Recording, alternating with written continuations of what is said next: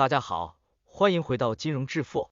这是一个与金融学博士共同成长，也同时是一个希望你生活变得越来越唯美的财商成长频道。如果你能遵照我们分享的步骤，我们保证你能领先一步。如果这是你第一次观看我们频道的节目，请记得要点赞订阅，你的支持是我们坚持下去的最大动力。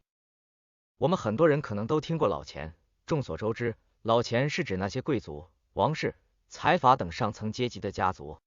他们的财富源于家族传承，代代相传，有着悠久的财富积累历史。这些人手中的资产都是通过继承获得的，因此被称为老钱。既然有老钱，那么和老钱相对应的自然就是新钱。新钱指的是那些手握新财富的财富新贵。新钱与老钱经常被拿来进行比较，因为没有新钱就没有老钱的概念，而没有老钱也无法显现新钱的意义。所以在对比中，新贵们有着哪些特点呢？这就是我们本期节目想要和大家聊一聊的话题：财富新贵新钱的15个特点。不同于老钱，新钱是通过自己的双手赚取第一桶金的，因此他们是白手起家的富人。他们是富人圈中初露头角的财富新贵。新贵的第一个特点是他们的钱是数字化的。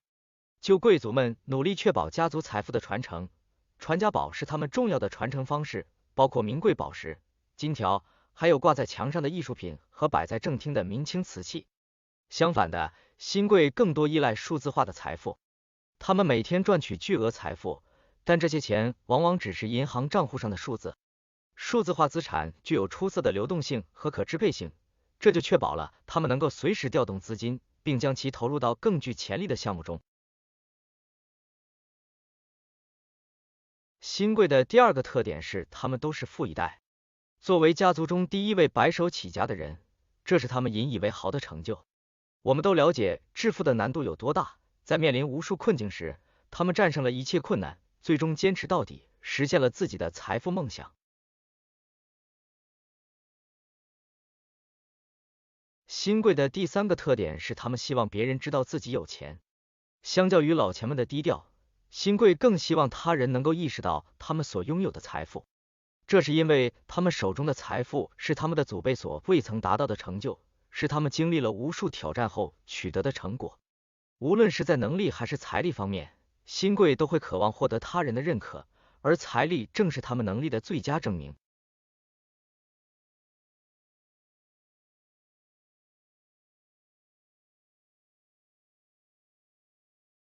新贵的第四个特点是他们的出现改变了一个行业的现状。这也是为什么老钱旧贵族们常常对新钱保持着一丝敌意和警惕。新贵们通过创新的方式获得财富，其中有些甚至颇具富贵险中求的意味。他们涉足老钱们不敢涉足的领域，发现新的市场痛点，引入全新的概念至社会规范，建立新的经济模式、生活方式和生态系统，从而创造出新的消费需求和盈利机会。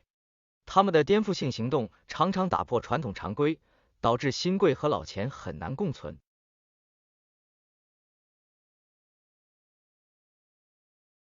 新贵的第五个特点是他们可能是整个家族中接受高等教育的代表。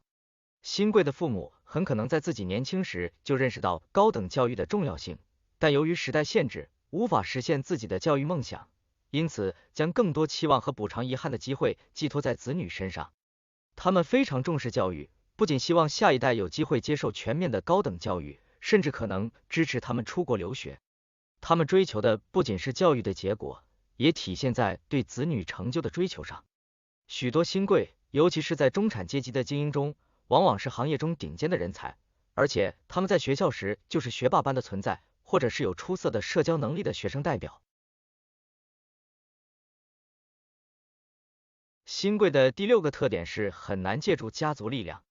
作为富一代，当新贵在事业上遇到困境时，很难依靠家族的支持。相反，许多新贵一直在回报原生家庭。如果原生家庭有稳固的基础，对于新贵本人而言，压力可能较小。然而，受制于原生家庭的限制，许多新贵在昙花一现后很快消失，这成为他们无法持续成功的根本原因。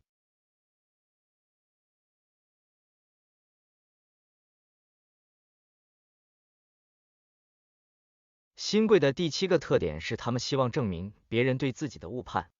尽管有些无奈，但大多数新贵终生都无法摆脱这种心态。他们或许是希望向那些曾经看不起自己的人证明自己的价值，或者是向那些对自己的创新理念持怀疑态度的人证明自己是正确的。新贵阶层中的人或多或少都存在这种想要证明他人错误的心态。这种心态有时成为他们的动力，有时对他们的影响并不大，但有时也会变成一种执念，限制了他们的长远发展。新贵的第8个特点是他们渴望媒体的关注。他们喜欢被人们注意到，享受在大荧幕上展现自己的感觉，喜欢看到他人对他们的赞叹，因为这验证了他们的成功，展现了他们的影响力。这归根结底是因为新贵渴望获得他人的认可，这是他们与老钱最大的区别之一。与那些旧贵族们从出生起就处于聚光灯下不同，新贵们并没有与生俱来的光芒，因此一旦他们取得成功，他们更希望让所有人都看到他们耀眼的光芒。新贵的第9个特点是富有冒险精神。如果他们过于谨慎行事，就无法达到他们今天的地位。所有的新贵都具备冒险精神，勇于创新。他们甚至渴望成为第一个尝试新事物的人，毕竟在当今社会，现成的机会已经被抢占一空。想要获得财富，就必须自己创造出全新的机遇。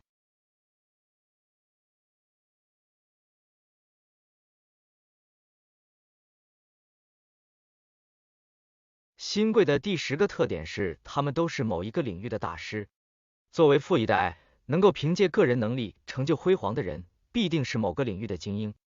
他们不仅熟悉自己的业务，还了解整个行业的发展趋势和未来模式。他们的专业知识使他们在行业内永远拥有一席之地，因为他们的头脑是他们无形的财富，而且总会有人愿意为他们所掌握的知识付费。新贵的第11个特点是他们的朋友圈其实很小。新贵从普通人群中脱颖而出，征服巅峰的过程中，必然会失去许多无法与之同行的朋友。高处的寒冷让攀登者难以为继，他们也遭受了他人的不理解。然而，他们并非孤独一人走过这段路，正是这个非凡的旅程帮助他们筛选和精简了自己的朋友圈。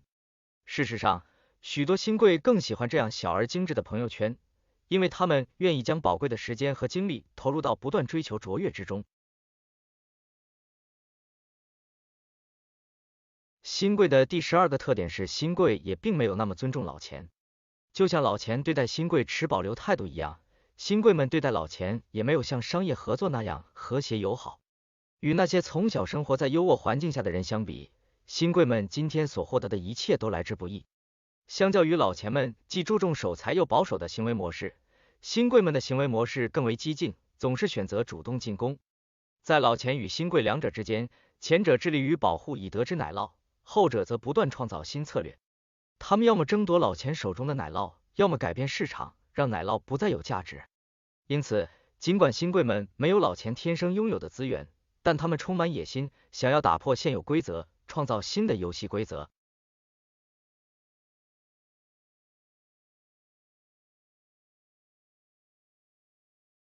新贵的第13个特点是新贵对虚无的礼仪嗤之以鼻。老钱创造了一系列规矩，用以彰显自身社会地位。他们优雅用餐，妥善对待服务人员，力求展现教养和天生的贵族气质，这些都是老钱家族一直在努力打造的形象。老钱通过这种方式试图凸显自己的优越感和高人一等的地位。然而，新贵对这种方式不屑一顾，他们认为这只是虚假的礼仪。在新贵眼中，这样虚无的礼仪甚至有些多余。如果他们在一家昂贵的餐厅用餐时遇到过咸的晚餐，他们不会为了维护形象而选择虚伪的夸奖服务员并留下小费。相反，他们会勇敢地提出问题。作为消费者，他们绝对不会纵容那些赚他们钱的人。新贵的第14个特点是大手大脚的花钱。许多人看不起新贵，将他们视为暴发户，因为他们习惯挥霍金钱。他们在奢侈品专柜上疯狂消费，大包小包的购物，就像在超市买菜一样。然而，他们大手大脚的花钱，是因为他们具备赚取更多财富的能力。新贵是市场经济中的重要组成部分，为了维持奢华的生活方式，他们像永动机一样不断创造价值，赚取金钱。他们推动了市场消费，他们高调的生活方式也影响着普通大众的消费习惯。许多新贵成为了实打实的购物引领者，相较于更希望低调的老钱，新贵们才是市场经济的催化剂。